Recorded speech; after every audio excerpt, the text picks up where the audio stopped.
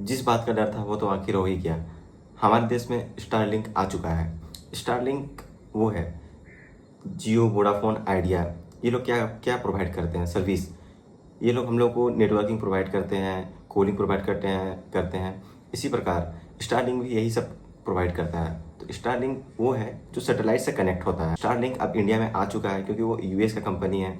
तो Donald Trump जीतने के बाद ये तो सबको को बच्चे बच्चे को पता था कि स्टारलिंक इंडिया में आने वाला है। इंडिया में स्टारलिंक को लाइसेंस मिल चुका है। और जियो, वोडाफोन, आइडिया, कंपटीशन अब बढ़ चुका है क्योंकि स्टारलिंक का आने से हमारे देश में कंपटीशन बढ़ चुकी है। इलोन मस्क बोल दिए हैं कि अब स्टारलिंक 2 महीने के अंदर में लॉन्च हो जाएगा इंडिया में, और फ्री ट्रायल भी 1 महीने के मिलेंगे इसमें। आप लोगों के मन में तो ये आ ही रहा होगा कि स्टारलिंक लॉन्च तो हो गया, लेकिन इसका प्राइसिंग क्या रहेगा।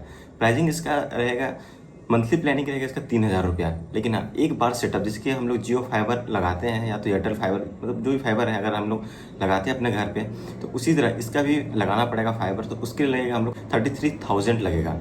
तो 33,000 वन टाइम सेटअप लगेगा। उसके बाद हर मंथ लगेगा 3,000 रुपीज़। तो यही रफली अभी फर्स्ट 1 ईयर के लिए तो आपको लगेगा, यही मान के चले 70,000 के आसपास लगेगा। आप लोग के मन में तो आ ही रहा होगा कि अरे स्टारलिंक इतना महंगा कैसे।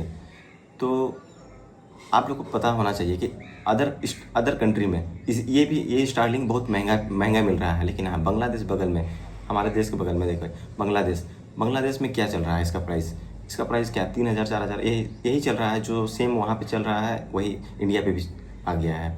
तो बहुत ज़्यादा मतलब कॉस्टली नहीं है, और वन टाइम में सेटअप करने पे तो लगेगा ही कॉस्टली। स्टारलिंक फुटप्रिंट एशिया में कर दिया है, और ये देख सकते हैं इसमें including Japan, Malaysia, Indonesia, Bhutan, Bangladesh.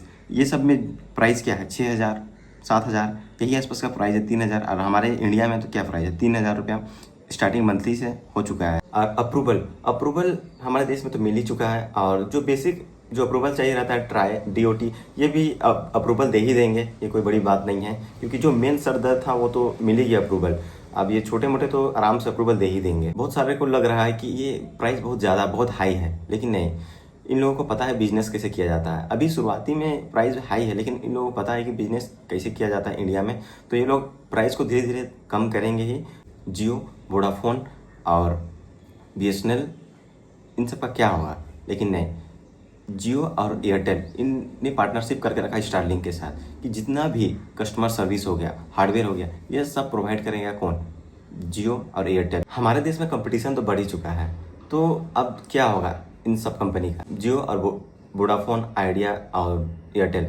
तो एयरटेल और जियो तो अच्छे खासे चल ही रहे हैं, अभी टॉप पे हैं। और वोडाफोन और बीएसएनएल और वोडाफोन तो ख़त्म ही हो चुका है लगभग। वो तो सरकार के चलते बचे हुए हैं, नहीं तो फिर ये सब तो ख़त्म ही हो चुके हैं। तो हाँ, ये लोग किनको टारगेट कर रहे हैं स्टारलिंक, ये टारगेट कर रहे हैं प्रीमियम लोगों पे। जो देखिए आप, एयरटेल और जियो, इन लोगों को कंपटीशन बढ़ चुका है। क्यों? क्योंकि प्रीमियम जो कस्टमर थे, अब इन लोगों को स्टारलिंक एक्वायर कर चुका है। क्योंकि अब जो प्रीमियम कस्टमर थे, अब सर्विस जिनको ज़्यादा अच्छा मिलेगा वो तो कंफर्म है कि वो अच्छे जगह पे जाएंगे। क्योंकि आपको भी अगर सर्विस चाहिए, बेस्ट सर्विस चाहिए, तो आप तो जाइएगा अच्छी जगह पे। तो हमारे देश में बहुत बड़े बड़े लोग रहते हैं, तो इंटरनेट ये लोगों को हाई स्पीड चाहिए रहता है, क्योंकि इन लोगों को पैसे से मतलब नहीं रहता है, इन लोगों को सर्विस से मतलब रहता है। तो अब हाँ, अब हो सकता है कि अब जियो और एयरटेल से अब कस्टमर छीन जाएंगे और जाएंगे कहाँ, स्टारलिंक के पास जाएंगे, जो प्रीमियम कस्टमर रहेंगे वो।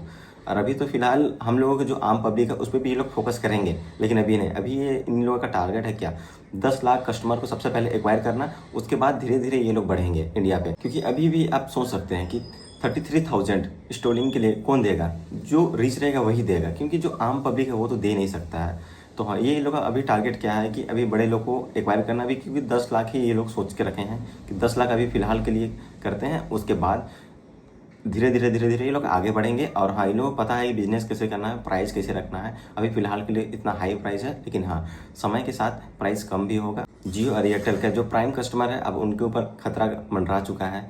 तो अब क्या करेंगे वो लोग। अब देखिए, अब बिजनेस में कंपटीशन बढ़ चुका है, तो फ़ायदा किसको होता है, पब्लिक को फ़ायदा होता है।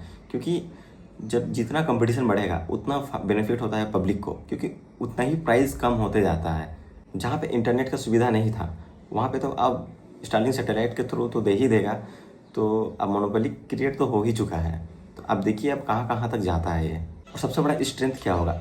आम जनता को अब पकड़ने की कोशिश करेंगे जियो और एयरटेल, क्योंकि अब जो रिच लोग हैं वो उनको तो अब स्टारलिंक ले ही चुका है, तो अब बचे कौन है? आम जनता। अब आम जनता को अब पकड़ के रखेंगे अब ये लोग, अब उसी से इन लोगों की अच्छी खासी कमाई होगी, क्योंकि जो रिच लोग हैं उन लोगों को तो अब पकड़ के रख लिए हैं स्टारलिंक अगर अच्छा खासा अगर प्राइस को कम करने लगे धीरे धीरे बेसिस पे, तो हाँ, आम पब्लिक के लिए भी अच्छा हो जाएगा और आम पब्लिक भी आराम से यूज कर सकते हैं इंटरनेट का सुविधा। अब ये तो शुरुआत की चीज़ है, अब क्या होता है आगे में ये तो अब देखते देखते ही पता चलेगा। और आप लोगों को ऐसे ही वीडियो अगर चाहिए, इन्फॉर्मेशन वीडियो, तो आप मेरे चैनल को सब्सक्राइब करें और लाइक करें, और आपके एक लाइक की वजह से मेरा मोटिवेशन बढ़ता है।